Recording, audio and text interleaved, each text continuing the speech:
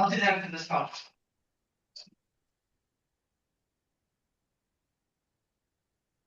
Just take a few seconds to let everybody come on We in. have branded stuff. If we want to do something, we got. Thank you, Carlos. I hear a little bit of background noise. Okay, well, it's 10:05, so I think we should probably go ahead and get started because, as usual, we have a pretty packed agenda. So, welcome to the March 27 board meeting of the Maine Connectivity Authority. I am serving as chair today, Danielle Lauder of Cornville, and representing telehealth. And as usual, we will go through some introductions, and I would also invite members of the public who are joining us here today. Thank you very much for being here. Please go ahead and put your name in the chat, and I will turn it over to Jim since you're unmuted.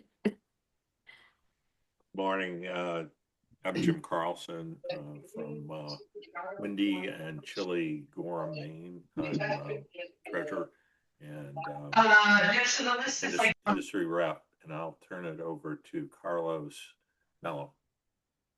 Thanks, Jim. I'm Carlos Mello. I am the CEO over at the Finance Authority of Maine, and I will turn it over to the other Carlos.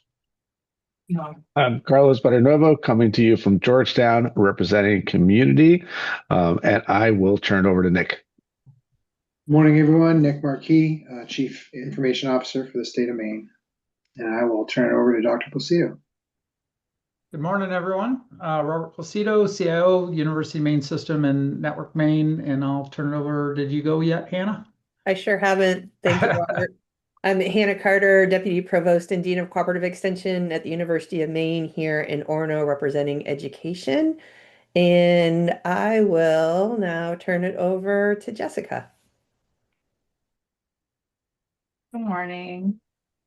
I'm Jessica Perez. I'm the Senior Manager for Digital Opportunity at MCA. And I realize now there's two Jessicas, so why don't we go to the other Jessica? Good morning, I'm Jessica Hines. I am from Hope Association.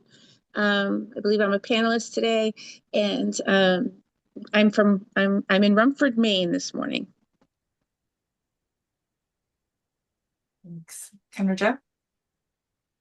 Thanks. Hi, everyone. I am Kendra Jo Grindle. I am the Chief Program Officer for MCA. I'm actually coming from our co-working space in the Mid-Coast, which is in Damerscotta, which is kind of lovely to be. And I will hand it over to Tyler. Thanks, Kendra Jo. Can you all hear me all right? Yep. Great. Tyler Collins, Senior Manager of Grant Administration here at MCA. Looking to see, I guess, over to Andrew. Yeah, I think so. Hi, everybody. Andrew Butcher, President for MCA.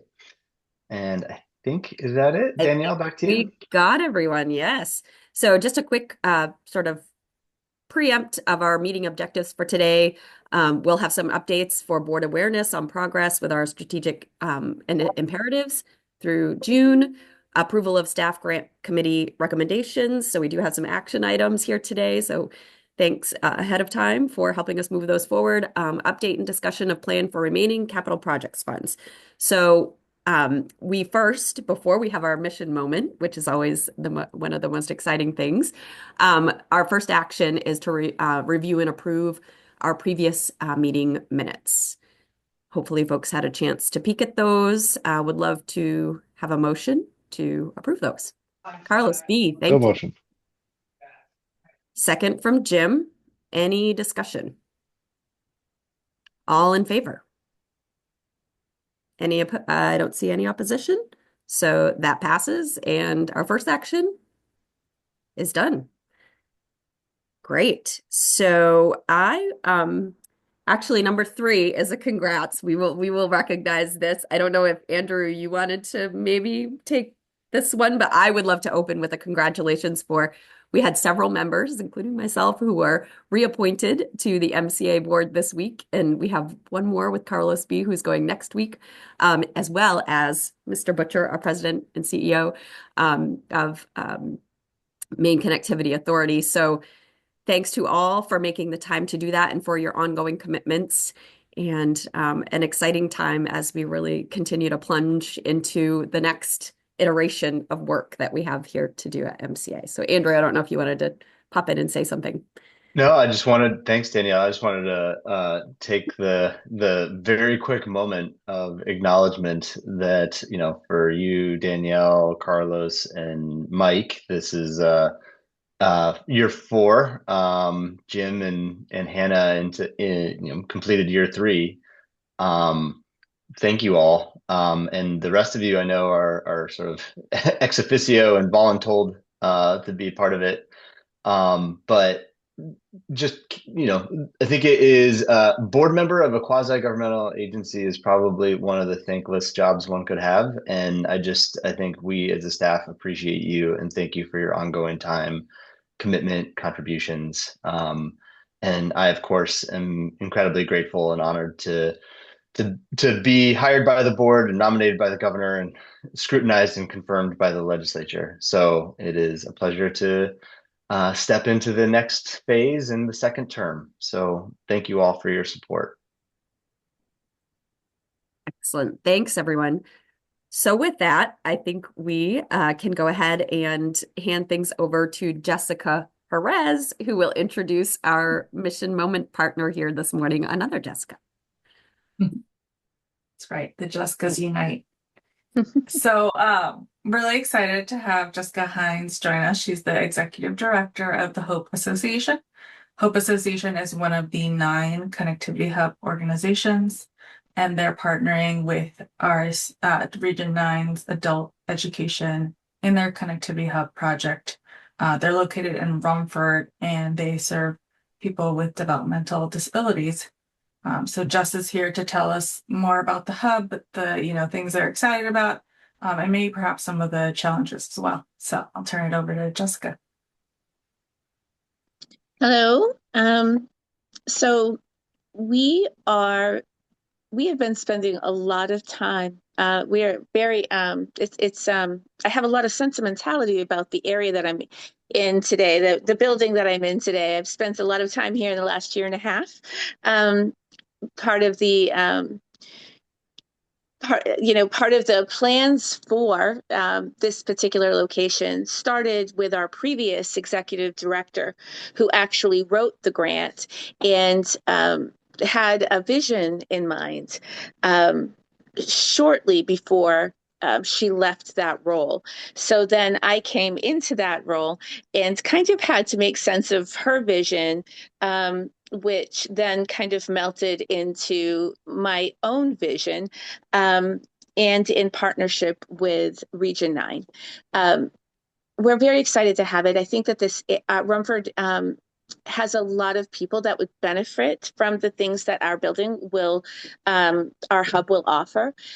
We have 2 telehealth rooms that can be reserved.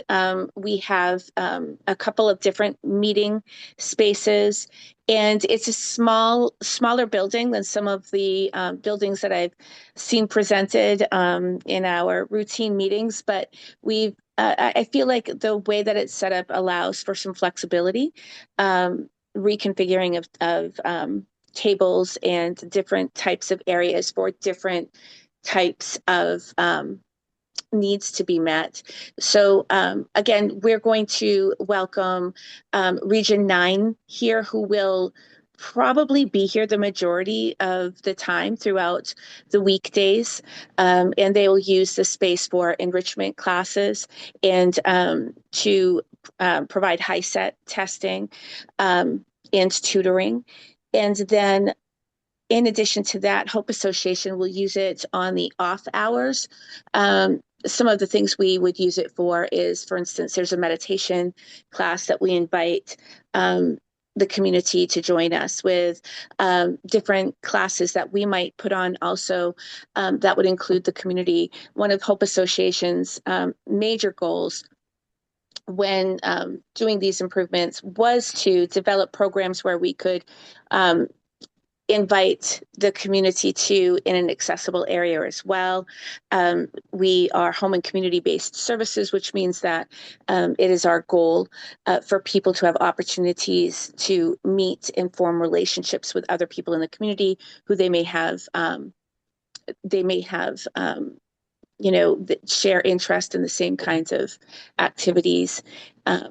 So we really hope to use and utilize the space for that. We've owned this space for a long time. It used to be our work support program.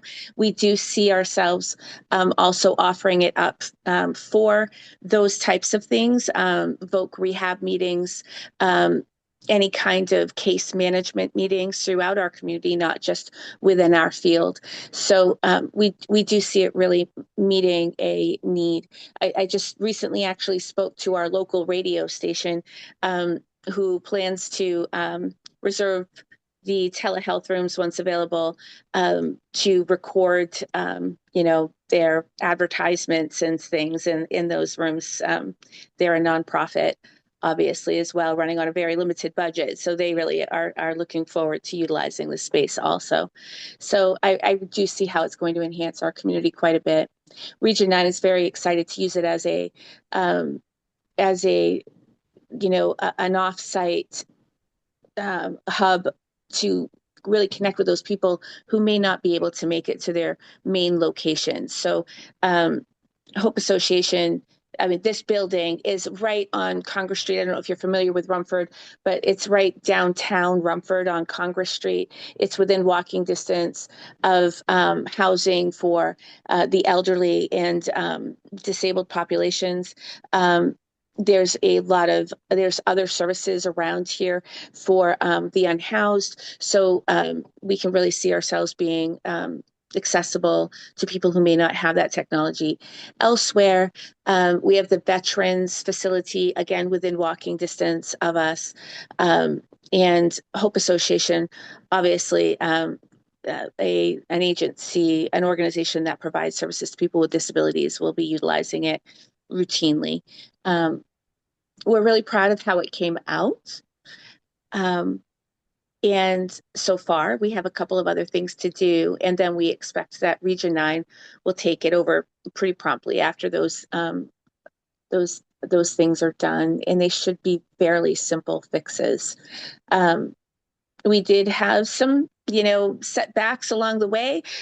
Jessica can speak to my panic a couple weeks ago when we found out that water was coming down through our ceiling in various places throughout the building. It was pretty heartbreaking, and we were sure that we were going to have to remove the solar panels from the roof and redo the roof. And we found out, thankfully, that it was only the drains on the roof that needed their piping elbows tightened. So that was a lesson for us. But it was a much easier fix than we had anticipated. We thought it was going to set us way back. It did not. So besides those couple of things that we still have to do, and kind of getting together with Region 9 to figure out how we are going to now put it out there, spread the message beyond the word of mouth that we've been doing, and get that grand opening happening. Those are the things that are still left to do. And again, I see that happening within the next few weeks. The challenge, additional challenges would be the fact that all of this happened during a leadership transition in our organization. These conversations started with our previous executive director in Region 9. So along the way, the partnership with Region 9 has been, it's been a little bit challenging, only because I wasn't there for those additional conversations. How I understood things along the way sometimes differed with how they understood things.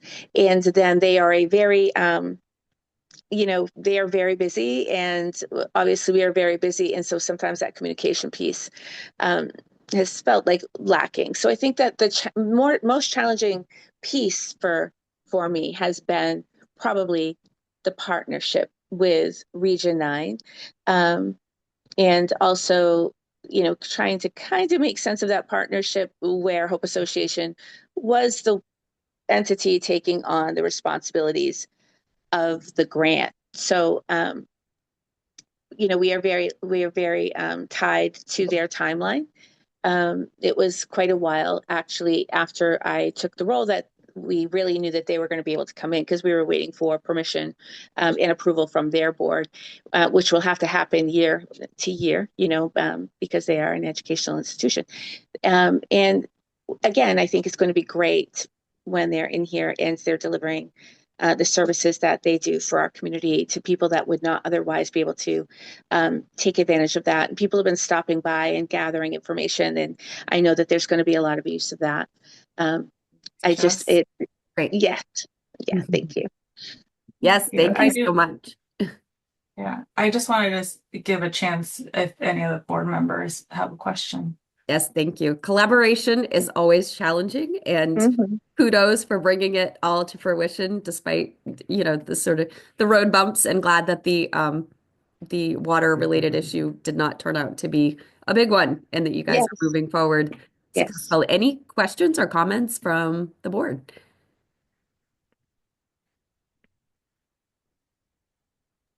I'm just sad I got on late and missed the tour. Yeah. There's another day, right, Carlos? We could always another day. plan a visit. But no, that's super exciting. And thanks so much, Jess, for coming and sharing. Oh, thank you. Thanks for having me. Great. Thank you. All right, so we have about 20 minutes for our next item on the agenda, which is our staff report. And as usual, we have an awesome slide deck attached to kind of walk us through as well. But I think, Andrew, this is your item to start. Great. Thanks. And thanks again, Jessica, for coordinating a great mission moment. And, I think wonderful to hear the range of experience and perspective from folks in programs like Connectivity Hub. So thank you for that. I'm gonna, of course, we've got the reference to our staff deck, and am, as always, happy to jump into questions that folks may have regarding any set of activities reflected there. We did map out a couple key updates that are probably timely to voice over, and so Kendra, Joe, and I are going to tag team some of these.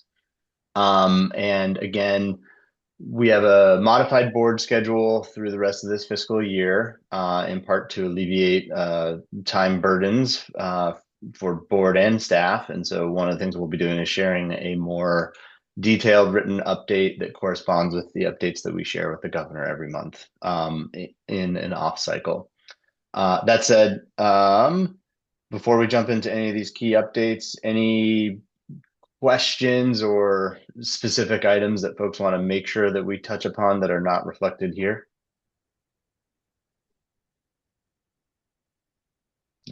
Okay, there will be another opportunity to highlight if need be. Kendra, Joe, you want to kick us off with some BEAD updates? Sure. Thanks, everyone. And again, I'll focus on BEAD, but all of our other funded programs are very much in action, and with projects being built and or closing out, which is exciting. For BEAD, a few key milestones that have been happening over the last month. We ran an environmental and historic preservation RFP to contract with a vendor. We were able to move through that process, select a vendor. They are WSP. They're a global consultant firm. They do have offices here in Maine and in New England throughout. I will just actually throw in the chat a link in case you haven't heard of them. But we've had our kickoff call with them and are entering the contract process and hopefully getting this ball rolling on EHP review and support for our subrecipients over the next month. We had 5 really great, strong submissions to the RFP, so we're really excited about that. Some partners that we've worked with before, others that we haven't, but WSP really led the way for us across all of our key areas in terms of budget, experience, both with environmental and historic preservation in Maine and with many of our state agency partners, as well as broadband deployment throughout the country. So really excited to bring them on. We met with 3 of their folks earlier this week for the kickoff, and really excited to keep moving forward on it. This vendor is going to be critical to ensuring that the permitting process for environment and historic preservation moves forward smoothly for our subrecipients. We are currently in contracting for all of those sub-grantees. We've shared a draft with them. We've gone through, I believe, 4 rounds of edits with our legal counsel during kind of the full scope of our contracting development. We've received good feedback from our federal program officer, Brooke Barron.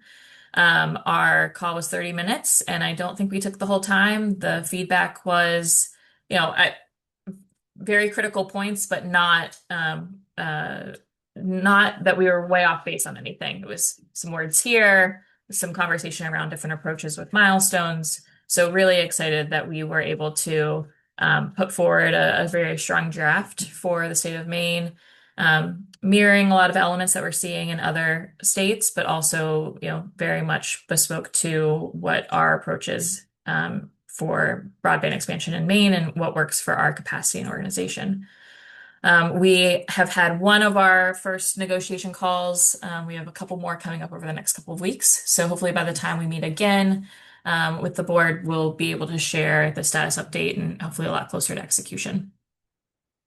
The last thing that I wanted to flag for you all is, and we had shared this with the executive committee previously, we had expected guidance from NTIA on non-deployment funds. We did not receive that guidance in mid-March when we had hoped, and currently do not have a new date or timeline for when that guidance is going to be coming. But it is something that we are aware of. As soon as we know more, we'll be able to share with you. But in the meantime, we continue to move forward on a lot of work that will help put us in a good position for when that guidance does come. Any questions before I hand it back over to Andrew for Moosenet? Great progress there. And yeah, bummed that we haven't heard about the non-deployment funds yet, but. And they have not given any revised timeline at all on when they might give any guidance? There's no official timeline that they've provided. Sorry, Kendra Jo, were you about to? No, I agree. There's no official timeline. They said that they had received so much feedback in their public sessions that they needed more time to process and make sure that they were including as much as they could as they moved forward on that guidance. So, our hope is that we would still see it within this springtime.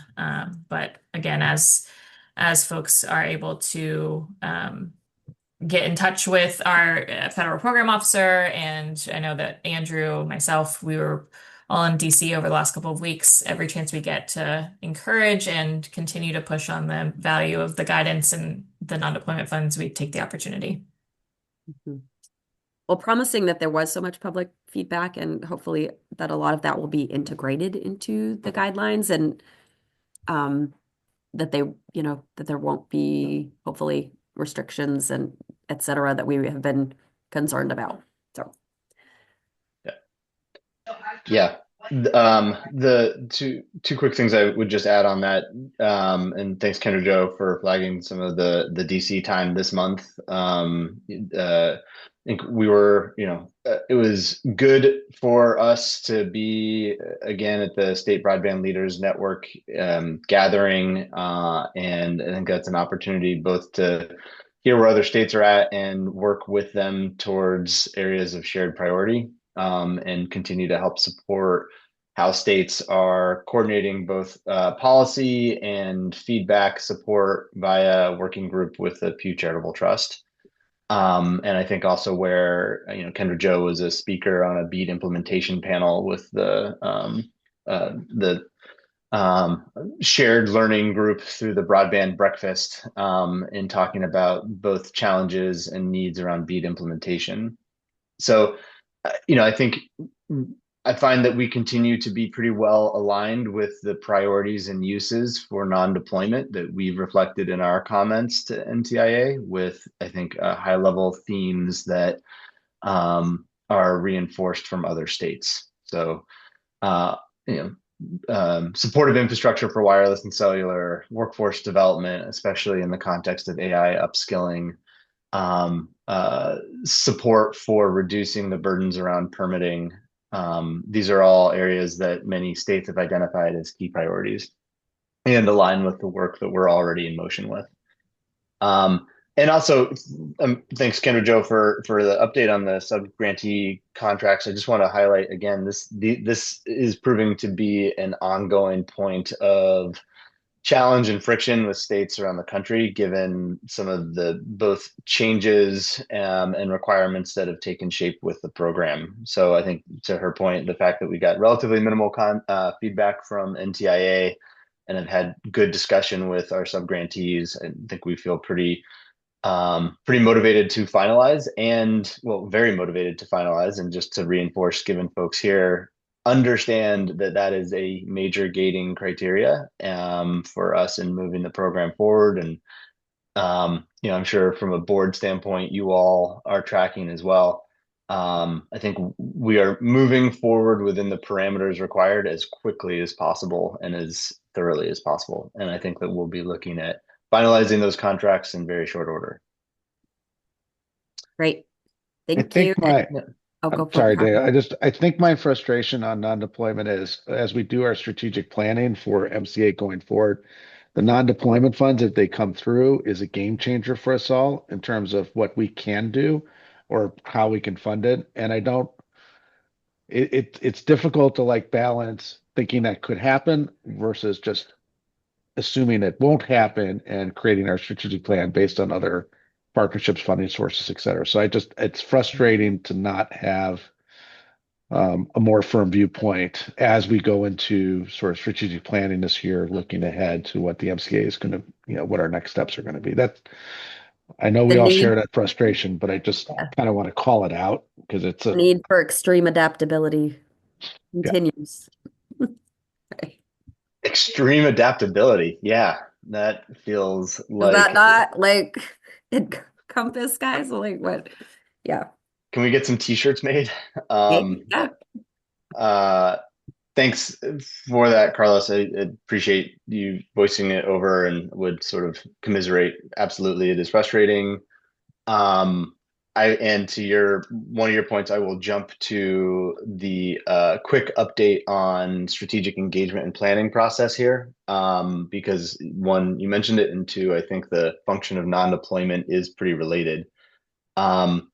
So having guidance around non-deployment will be a very helpful and important linkage and or overlay to our strategic planning and engagement process, which you all know is identified as one of our strategic imperatives really through the year, starting really right about now, especially as we finish the legislative season.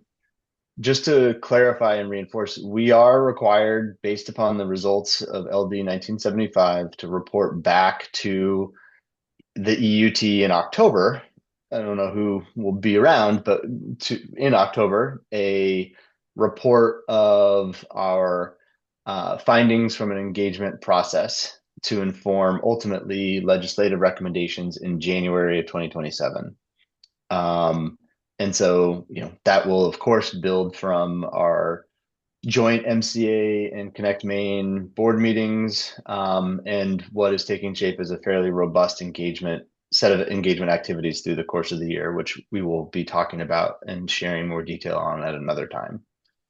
But again, the availability and parameters of non-deployment will be a really important set of information to guide and inform that process.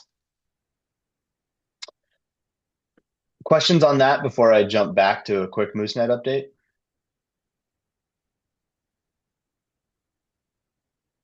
Great. Just thanks. I know the infrastructure committee, we had a recent combined infrastructure digital opportunity session from a programming standpoint. And so we discussed some of these, but just for full collective awareness, we are, I think, quite close to NTIA confirmation of a route adjustment that reflected our fall updated business planning and priorities. That also corresponds with the live request for information for our operations maintenance commercialization approach. That process, the conclusion of that process in mid-April will inform how we approach our RFP development, especially as it pertains to our commercialization partnership strategy. That also, we have a live request for proposals for bond counsel as we initiate that process to secure remaining financing for our ongoing activities. So there's no procurement decisions on those activities now, but as we've discussed and have been mapping out, that will be something that takes shape mid to late summer, and potentially and certainly faster on our bond counsel procurement as we get responses in April. Any questions on MooseNet related activities for now?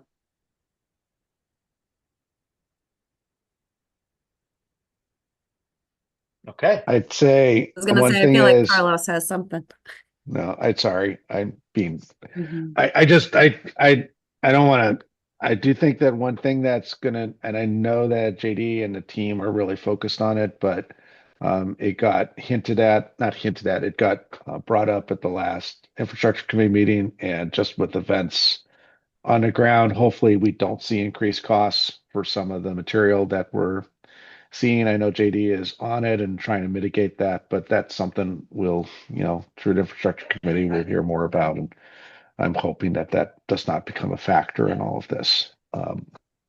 Yep, I'm sure JD is jumping out of his seat and waving his hands as a participant, as he's prone to do. But one of the things that I think has been really helpful in that context, Carlos, is the proactive work that I think our contractor Certex has done in reserving the known fiber that will be needed. And I think I think as they set up their facility operations in Maine, I think we will be in position to be able to have a great ability to see some of the fiber on site.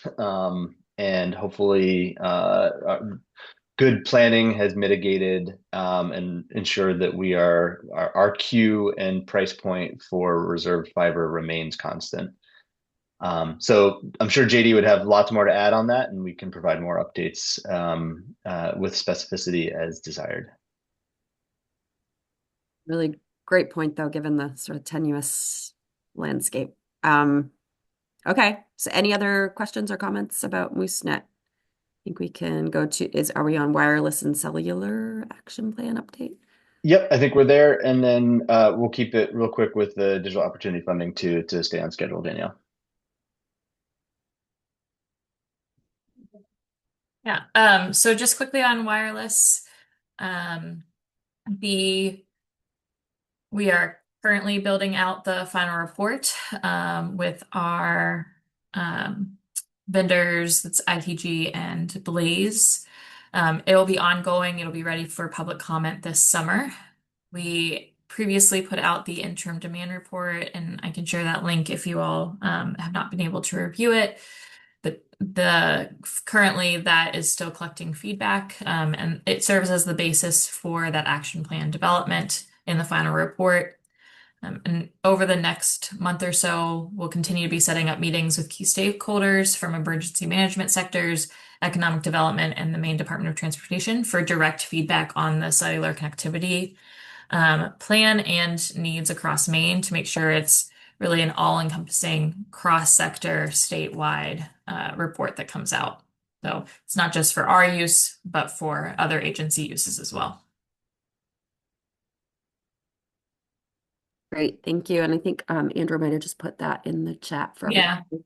And this is again is it's kind of what I was speaking to of even without the guidance, we're going to continue doing this work. It's a foundational piece of data and understanding that we need as an agency when we look at statewide connectivity, getting non-deployment guidance and potentially some funding to support rollout afterwards. If the guidance allows us to do so, we'll be in a really great spot to then take action. Great. Andrew. Great. And Chief Marquis, Dr. Placido, and Commissioner Johnson, Commissioner, welcome. There will be, I think, a couple points of ongoing conversation with you all and follow up as we get into the next phase of planning, as Kendra Jo just said. So thank you in advance. Real quick on the Digital Opportunity Fund, we've discussed as a committee, we have probably 3 pretty significant activities in motion, 2 proposals under consideration from various components within the Maine Community Foundation, the most active of which is a partnership and funding proposal with Press Forward, an initiative within the Maine Community Foundation advancing and strengthening local media, of which both Carlos and I are serving on an advisory committee in support of.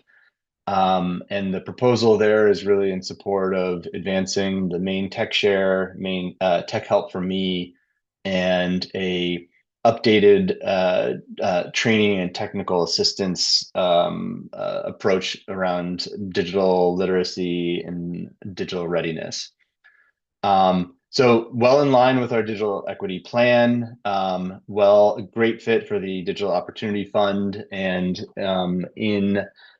certainly in alignment with how we are looking at identifying additional sponsors and partners in advancing that work. So I think we've talked about it from a committee, but just also wanted folks to know, I think we are close to having what will be a first of a sizable, well, nothing is nothing until it's something, right?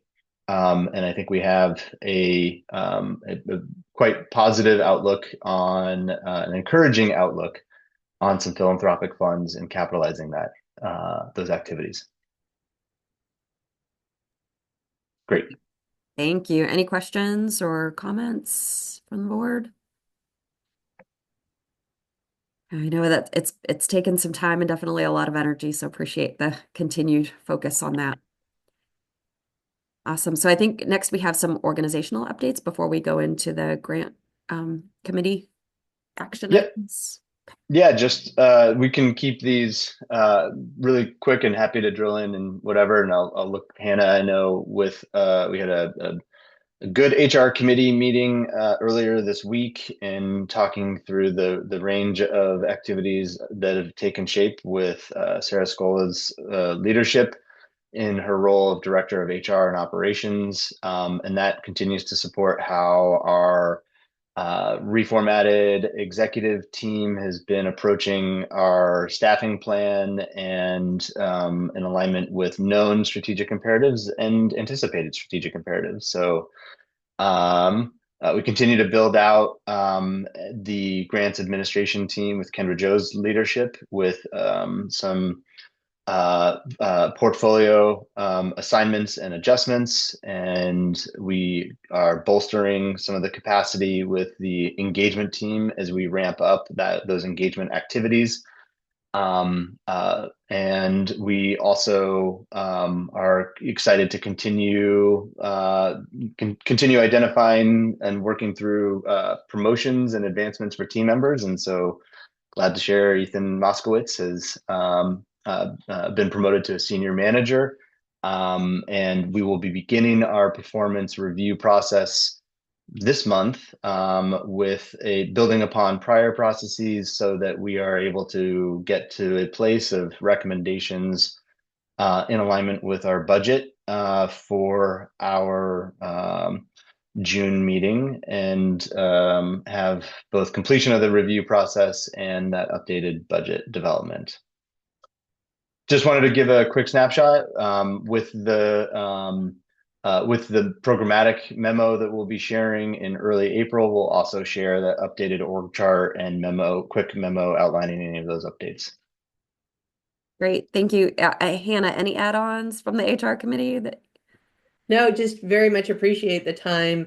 Our small and mighty HR committee of myself and Danielle, thank you. Did have a great discussion with Andrew and Sarah this week. Just trying to figure, Sarah is wonderful and certainly getting her feet under her in her new role, which is wonderful. And just trying to figure out how her role and the organizational health committee within MCA and the HR committee of the board are all interacting and what can we all do together. So stay tuned for future updates. Excellent. Any questions or comments from the board? Great. So I think we're moving into some action items here with the staff grant committee recommendations with Tyler and Kendra Jo leading that discussion. Thank you. Yeah, I switched a couple of them up, but so I'm going to start first, and then Tyler will come in on a couple of the infrastructure pieces. So we have three items that are coming up from Staff Grants Committee that need ratification. Staff Grants Committee has approved, but because they're amendments, they need to roll up to the board for ratification. And then the fourth is that there's a recommendation from the Staff Grants Committee for approval for you all to review and vote on. The first is a workforce contract we have with Maine Community College System. This scope of work is BEAD planning funded. It has been going on for the last 2 years. And as we near kind of the closeout date of the contract, we've had an opportunity to have a few extensive conversations with the partner, understand from their perspective what they're able to do in terms of scope, budget, and just overall timeline. They have outlined 4 more cohorts. This is the fiber splicing workforce development courses that they have deployed at their satellite campus. And so as we had this discussion, they have, again, 4 more cohorts, anywhere between 10 and 15 students will be able to attend these cohorts and receive a stipend. We have increased those stipends, but even with the increase in the remaining cohorts, we identified that the full budget of the contract far exceeded what they would be able to spend down. There's a few different reasons for that, some of which are how they coded and budgeted. We are kind of secondary funding for their overall approach. And so some of the things that we assumed they would budget towards us or code towards our funding, they had other funding for. So our current amendment is to reduce the budget to $100,000 remaining, reduce the timeline to the end of June, and reduce the scope of work to only those 4 cohorts. And it shifted a couple of the numbers around as well. They had intended originally to reach a higher number of students, but whether it was because of enrollment or facilitators, availability of facilitators, they just weren't able to reach those goals. Still had great success and progress with this partner and with the cohorts over the last 2 years, but just wanted to right size fit this contract at this time. So we were holding them accountable to what they would actually be able to achieve in these final months. Questions for Kendra Jo? Jim? Yeah, how much money or budget did this result in freeing up? Yeah, I mean, just a second. So this frees up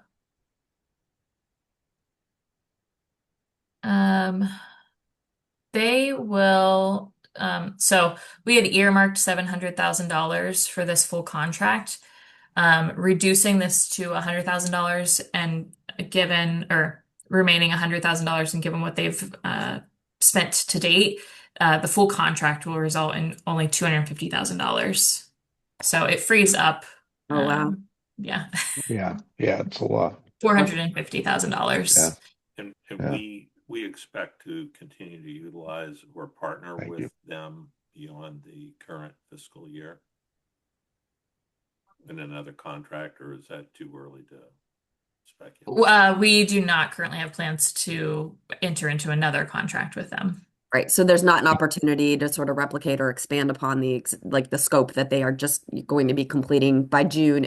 This would be repurposed. Yes. This would kind of complete. I mean, we have timelines. We have to wrap up our BEAD planning dollars. So this would complete this contract relationship. And then as we look ahead to, if, and again, we don't know, but if there were workforce elements within the non-deployment guidance, this is a relationship and an experience that we've had to date that we would try to understand what was successful, what wasn't. Again, we started this over 2 years ago, and now it's a very different workforce space. The demands are different. BEAD is real. And so I think there would be a lot of information and lessons that we would learn from, but we don't have a plan to re-enter into contract with them after this closes. Because we don't have funding either to re-enter into it. So it's Right. yeah. So we don't have funding. It's not that we don't want the relationship to continue, but we don't have funding. And this is some of the many funds that have a timeline associated with it. So the contract needs to be wrapped up, right? Sure. And Can- what do we hear from the industry in terms of need for particularly fiber splicers and the like? Is there a need? Are our subgrantees saying we've got enough workforce to pull BEAD projects off? Andrew, I can see you're about to say some things. Oh yeah, sure. I mean, I think good question, Jim. It feels like the answer to that changes with time. And I would say I think our impression is not a lot of demand from a splicing standpoint that we've heard in, I would say, the last year to year and a half. Probably more of a demand on the lineman front. But I also think that it is dependent upon other activities that are happening concurrence. So I think one of the things that one will use for the engagement plan is we'll have a series of touch points with our ISPs and industry associations to get a better sense of what those needs are, which hopefully correspond with any non-deployment workforce development funding that exists. And also, I think we should be anticipating that given the way in which BEAD deployment has now taken shape, many states are going to be hitting deployment distribution at the same time, gating after all of the EHP requirements. So I don't think that we have an accurate sense at this time of what that crunch will look like and what training demands will be. And so I think all the better for us to have some dedicated time and space in revisiting those demands with our ISPs and industry associations. And to just quickly, to be clear, given that difference in new contract amount to old contract amount, those will assess from a BEAD budget perspective what to do with those funds and reallocate to other BEAD activities. Got it. Okay. Yeah. Dr. Placido had your hand up. Who was your point of contact on that project? Chris Winstead has been our main point of contact. Okay, thanks. Any other questions? All right. I would welcome a movement for ratification of the workforce contract amendment with the Maine Community College System as outlined. So moved. Thank you, Hannah. And I see Carlos was a second. Carlos B. All in favor? I think I have to abstain, right? I'm not related to that particular department, but I'm not sure. I mean, I approve, but if you need me to abstain, I will. Gotcha. No, appreciate that. Yeah, so Maine community, maybe for safe purposes. So I see approvals. I don't see any, so there was no one left to not approve it, and maybe we have Dr. Placido abstaining. Okay, for the record. Great. All right, on to the next ratification. Great. So the next is, and we've discussed this with the Digital Opportunity Committee a couple of times. But as we get into the final year of capital projects funding, there are many connectivity hub projects that are in construction or getting to the point of verification and validation, and things are just moving very quickly. And so we have an opportunity with some unspent funds, which we will discuss a little bit later, to make sure that they're aware of any eligible uses and expenses that we've outlined in a approved list from NTIA and from our federal program officer. So we are asking, or we have asked for an amendment to the current approval process, which would give the authority for an increase of budget less than $50,000 to the program staff. This, again, it takes a process that would have taken upwards of a month, if not more, to get to committee meeting, board meeting, and just puts the authority back with the staff so they can review, make adjustments as needed, only within the scope of the eligible expenses that have been approved by NTIA. The Staff Grants Committee approved of this amendment and requests ratification by the board. Joe, one thing I realize is helpful to clarify with this. There are no implications. This is in alignment with our financial policies and procedures and procurement. The modification and for this is really relevant to our staff grant administration protocol. So I think there are no impacts on our procurement policies and decision making.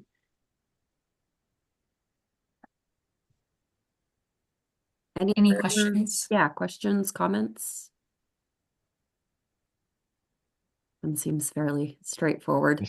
This is another one of the series of innovative ways to make sure we use the existing funds we have to actually push these programs forward. So yes, let's love to move to ratification. All right, so I Kendra think Joe hear a and- movement. Oops, sorry, Carlos. I just wanted to ask Kendra Joe and Andrew, is $50,000 sufficient headroom to be able to do what you want to do? Yes, within the scope that we're providing them, it is. We also have to recognize the size of their existing contracts with us. We don't want to give them too much more, or a high threshold percentage compared to their overall budget.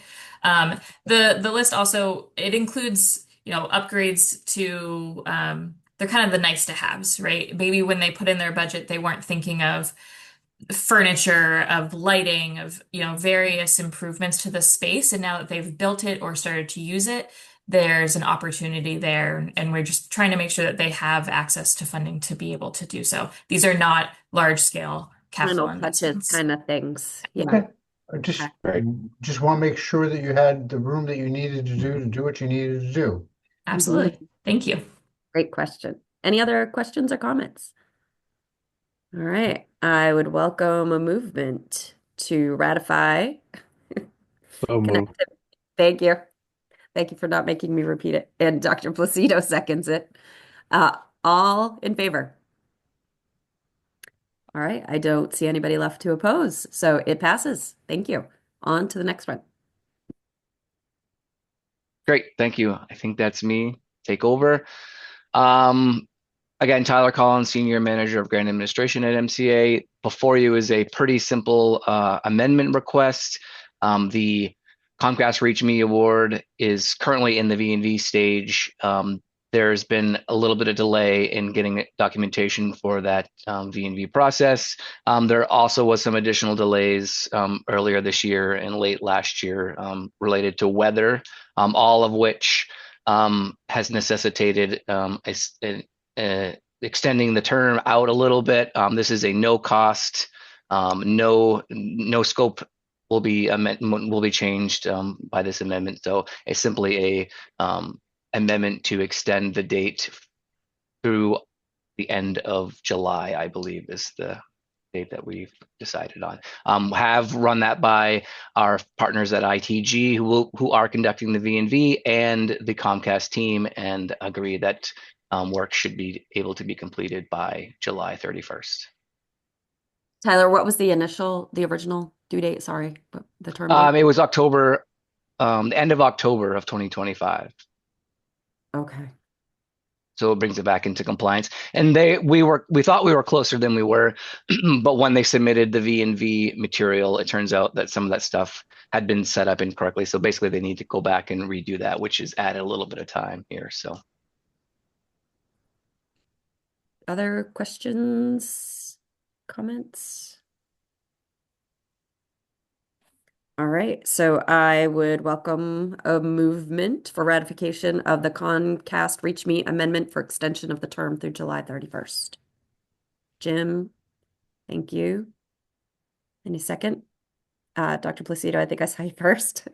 All right, any further discussion? All in favor? Great, no one opposed, it passes. Great, and I think we have just one more approval request maybe? Yep. And that's also me. This is an issue. So this is another amendment. This one will affect the budget. This is an issue that as work has progressed in the Monson Connect the Ready 1 project, PCB and pole owners, Central Maine Power, have identified an issue where, in order to reach approximately 100 serviceable locations, they need to relocate the pole line that currently is in the woods and is dilapidated and dangerous. So CMP would like to move that pole line roadside. To move that roadside, we need to have the landowner sign off on that. And in order for the landowner to give an easement for that, we need to ensure that all parties that have equipment on those poles agree to move those poles, which again has necessitated, there's a bit of cost associated with moving equipment from an old pole line to a new pole line. So this amendment would award an additional $264,000 to the PCB team to facilitate, again, moving that equipment from the old pole line to the new pole line. Again, which will, I guess, ultimately the goal, it will enable servicing 100 additional locations in the project area. And I would just add quickly, we've been working on this for a number of months with CMP, CCI, and PCB. We've tried a couple other pathways to resolution and have not been able to move forward. That's why it's taken it so long. If these locations do not get covered within this grant, we cannot cover them at this time under another funding program like BEAD because they are not locations within the BEAD program. Okay, yeah, great clarification. Carlos M. Just wanted to ask, are you comfortable with the incremental added cost of $2,600 per passing as a result? Yes, as Kendra said, in order to serve these locations, yes, I think that's the situation that we're in. That's kind of our last cards in our hand. So yes. And absolutely the right question. And I think also one of those things where not always is cost per passing the best metric of decision making. I think that's within the threshold that and in line with decisions that had been made through this program and others, and not entirely representative of the set of constraints that ensure that those locations get the service that they need to. Jim. Just for clarity, the moving of plant or equipment from the existing line, is that PCB's equipment or Central Maine and CCI's plant that's being moved? that we're paying for, that they're paying for. Yeah, this 264,000 will facilitate moving CCI's equipment from the old pole line to the new pole line. Yeah, this would cover all new make ready and whole process and re-engineering because there is going to be additional mileage in order to move from in the woods out to the right of way. The realities of rural. It's our understanding these poles haven't been touched in a long time. Yeah. Other questions? Comments? Okay, so I would welcome a movement to approve the request to increase the existing Premium Choice Broadband CTR1 award by $264,000 as outlined by Tyler. Jim, thank you. Second. Hannah, thank you. Any further discussion? All right, all in favor? No one is opposed, so it passes. Great. Thank you. Thank you. All right, number 7. Kendra, Joe, maybe give you a little bit of a breather and have Andrew start this one, but remaining capital projects funds distribution plan.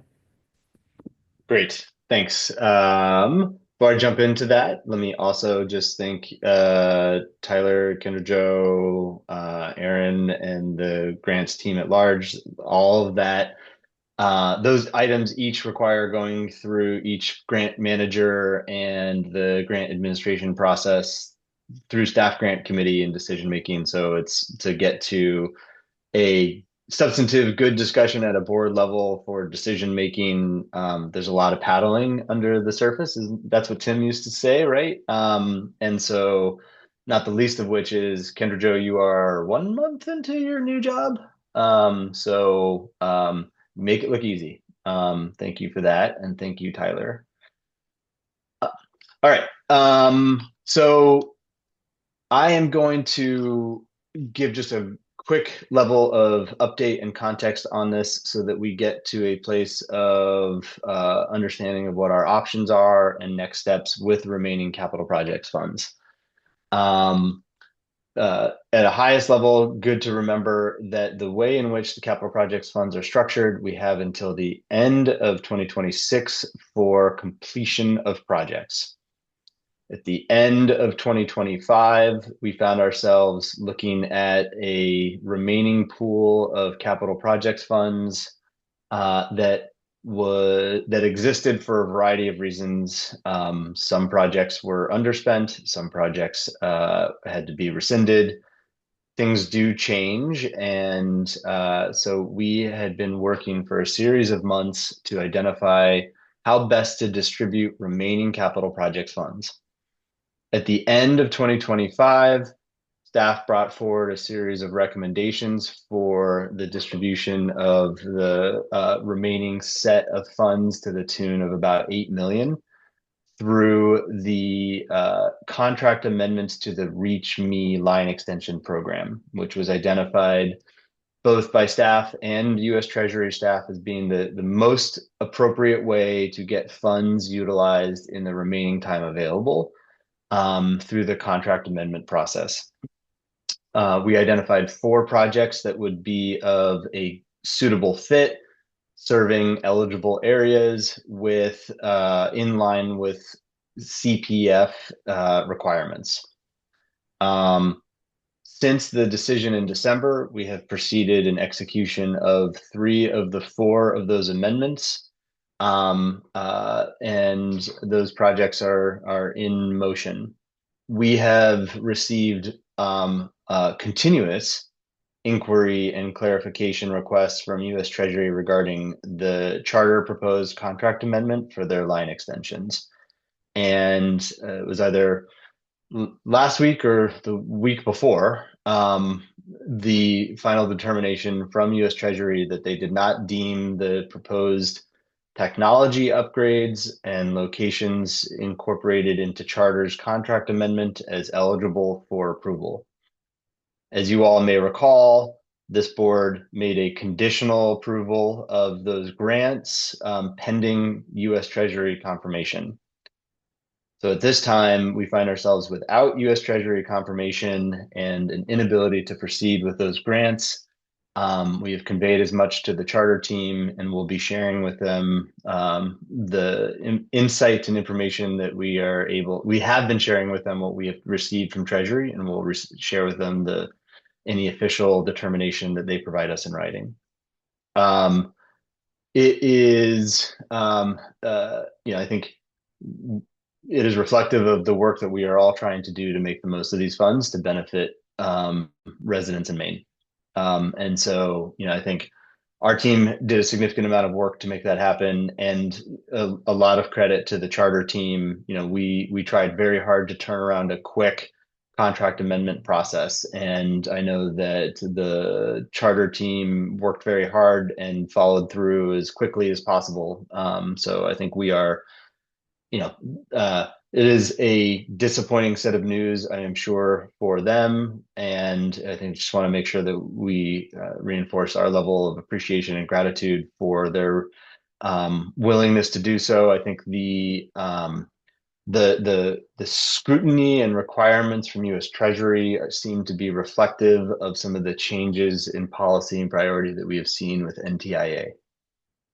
And quite frankly, the notion that unspent funds equal savings seems to be a policy strategy that is percolating throughout all aspects of the federal government.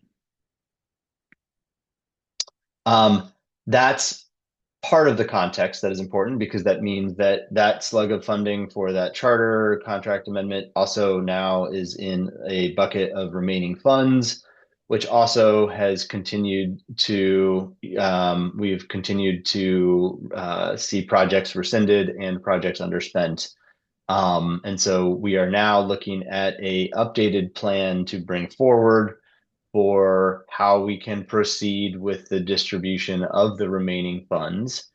And based upon the work that we did with the line extensions under the CPF last mile category of funds, the guidance from U.S. Treasury has been that we have effectively exhausted our options for utilization within that category, and have recommended that we proceed in a updated project plan for distribution of funds through the 1C community facilities, otherwise known as Connectivity Hubs program for us. Mm-hmm. Again, quick recap. CPF, we had 2 project tracks, 1A, last mile infrastructure, and then 1C, connectivity hubs. So we are rapidly working through a updated program design to be able to put in motion those remaining funds to eligible facilities that will be able to demonstrate a utilization of those funds since 2022 through the completion of the program in 2026.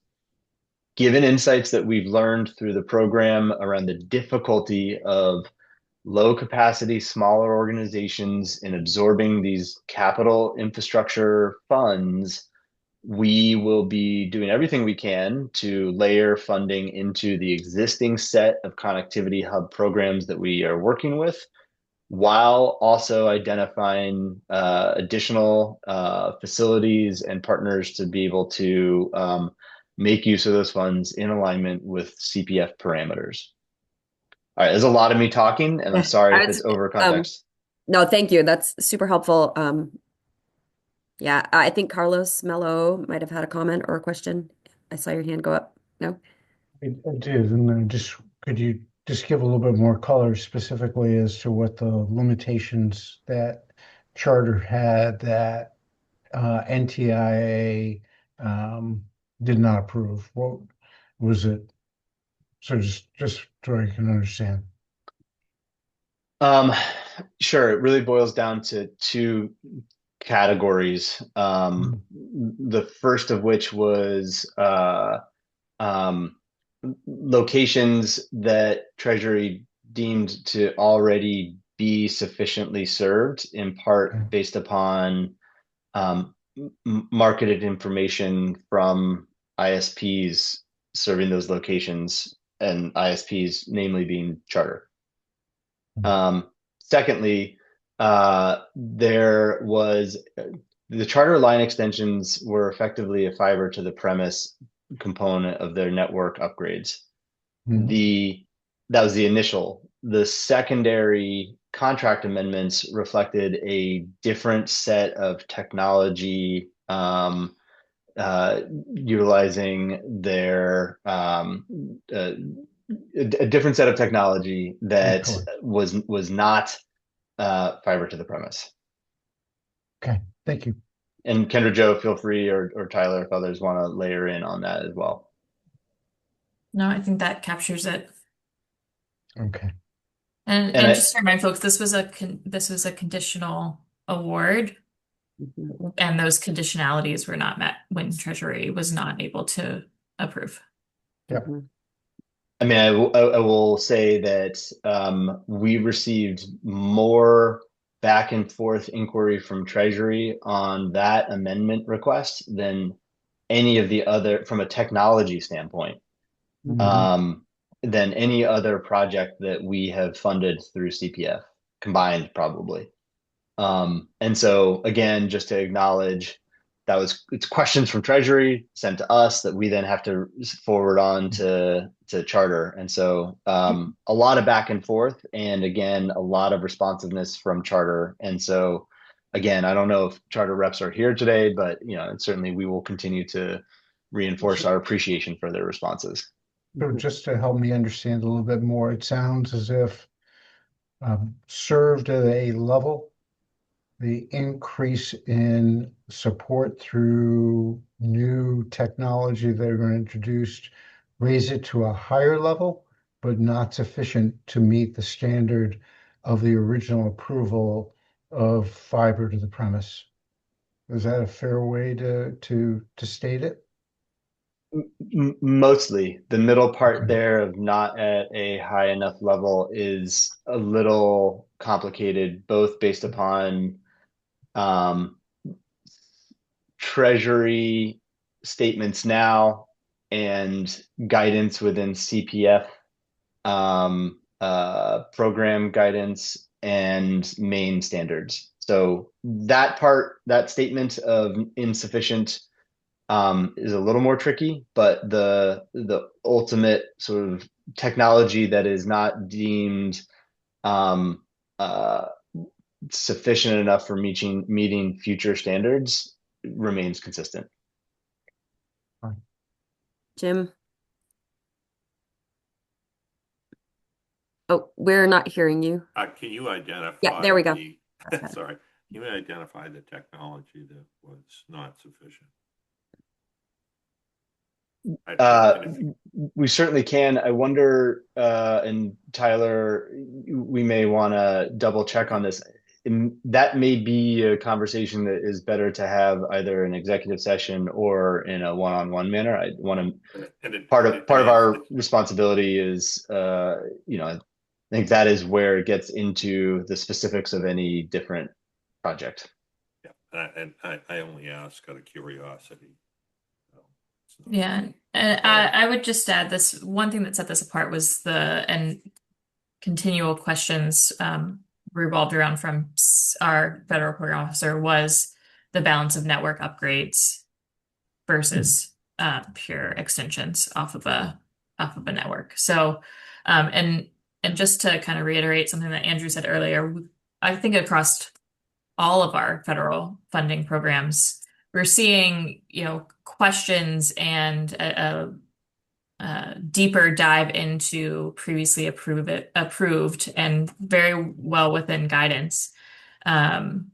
Just questions coming from our federal program officer and the teams in which they're working with, whom we are not connected to, but both MooseNet, CPF funds, and we'll continue to see in some of our other programs as well, just as things continue to move forward, them kind of doubling back and just making sure that they are very clear of why things were funded and how, As a reminder, CPF funds were state block grants. There was a deference to the states in terms of that grant allocation, and the prioritization and approach that we took was very much within guidance, both at the time and still. Right. Well, and to put it into perspective, guys, the $7.4 million that is currently underspent, unspent is about what percentage of the total fund, right? Like we've put a lot of money out there. So I just wanted to kind of circle back to that. And we have plans for spending this. So yeah. So over the course of likely the next week, we will be putting forward a plan for implementation to share both with you all and U.S. Treasury. Time is going to be of the essence. Again, at the moment, the U.S. Treasury has indicated that there's not any extension available for the CPF program. However, many states have been officially submitting requests through delegations and gubernatorial offices. We've coordinated very consistently with our delegation and the governor regarding those letters, and we'll continue to provide that request to Treasury. So at the moment, we're still planning on completion by 2026. Which means that we've got enough time to deploy funding to existing projects and identify viable projects within the program plans. And so we'll be sharing that memo with you all, getting confirmation from U.S. Treasury, and putting in motion program execution. Decisions, of course, won't be made until we get board approval on it. And I think the earliest that would be our May meeting. Mm-hmm. Okay. Carlos B. I just, on the identifying and the proactive outreach, I'm guessing you already have a sense of who those folks are and will be able to actually distribute $7 million. I'm just kind of just pushing, not pushing back. I'm just kind of curious how much of a challenge we're looking at. Because it's a lot for these guys to spend this amount of time. So I'm guessing you have a plan on the proactive outreach part. Yeah, so I think that's why we're taking several approaches. Mm-hmm. One is those small scale, up to $50,000 out the door, right? Then there's also going to our subrecipients who have larger budgets than maybe what they came into us for, but we know that they meet all of the qualifications, and as long as those timelines, it's really from a timeline perspective, they're able to spend down and become substantially complete by the end of the year. And then that third avenue is going out to known entities that NTIA supports through this process, and probably larger scale entities who do have the abilities. We also are going, I keep using this, but like going in with eyes open. When we first launched this program, we didn't, guidance was on paper. Now we've seen what the guidance actually looks like throughout the process. How weighty is the reporting? What does it look like for various areas like program income and size and scale to deploy, capital versus not. We've also mirroring what other states have been able to do. If we are to partner with new subrecipients, it's not from that time forward, it's the life of the program. So we are able to put funding towards kind of a fuller scope and larger timeline than just where we are right now. So I think, again, we've seen the program through.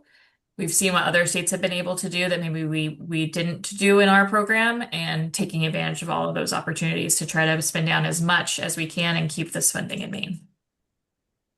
Thank you. And yeah, and I think, Carlos, to your point, I think one of the outstanding questions that we are still kind of frankly awaiting a little bit of input from Treasury around is the nature of a competitive process that we will have to pursue for some of those activities.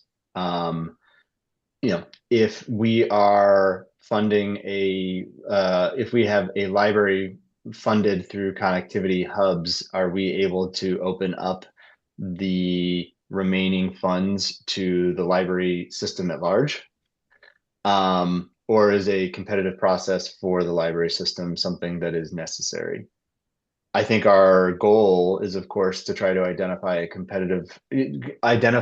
a process that is as accelerated as possible, such that we are able and meets the criteria again of entities that will have the ability to absorb the capital and demonstrate the utilization of it within the time frame that we know of right now.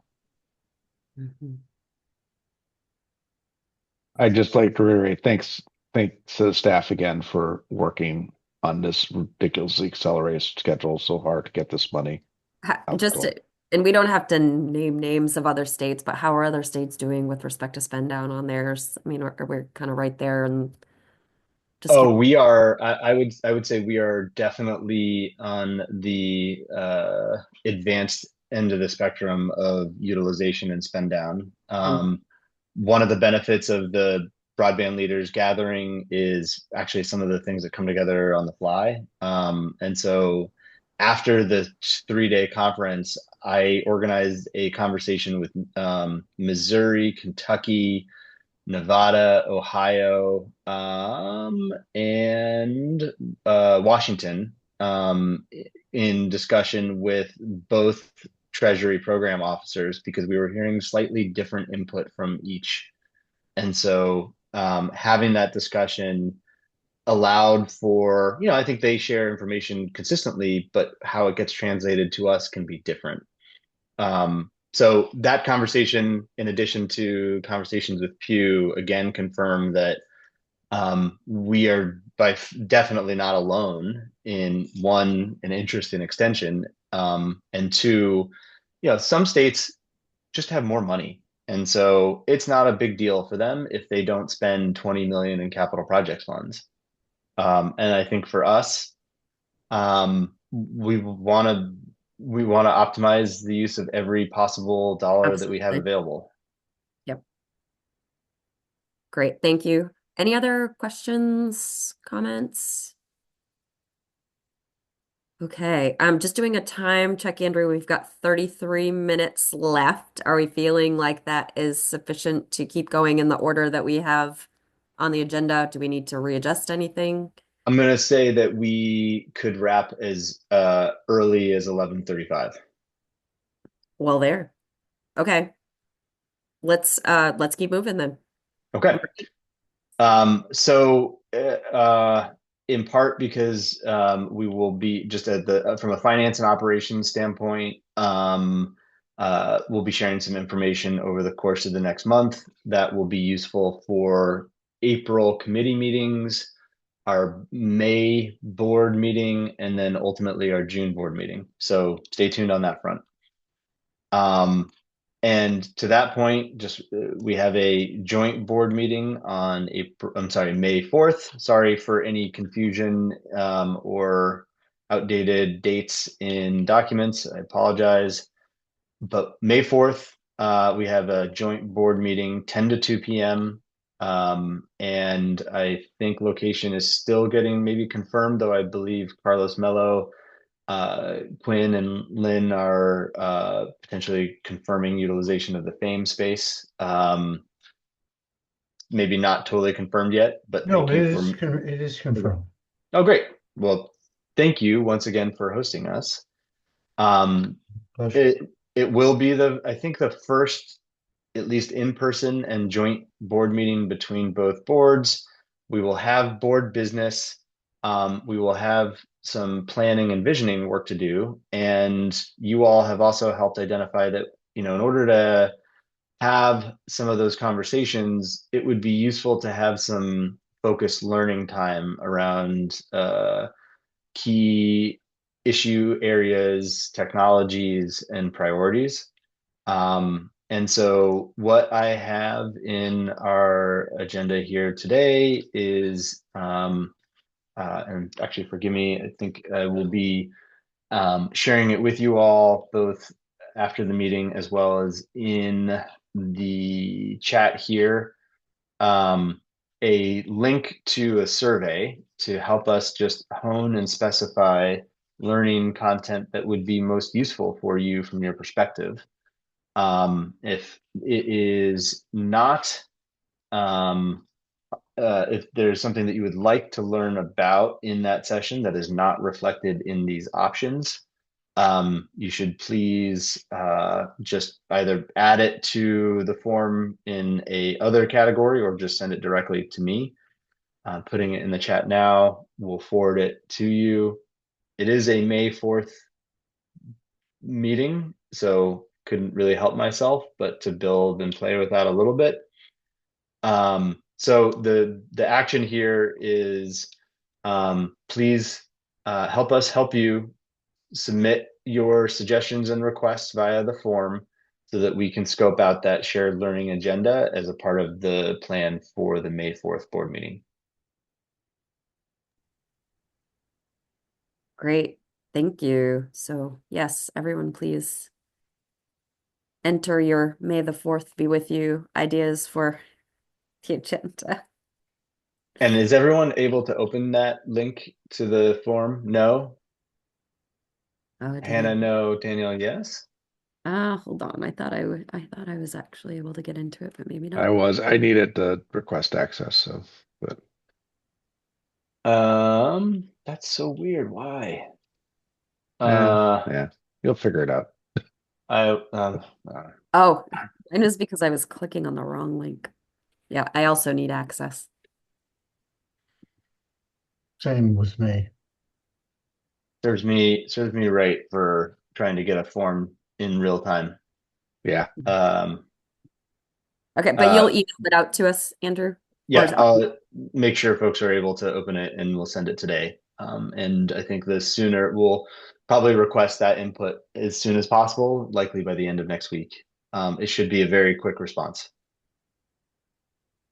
Okay. Other than that, any questions on that front? It'd be great to see everybody in person and start some collaborative conversations. Great. 11:32. Wow, that's got to be a record.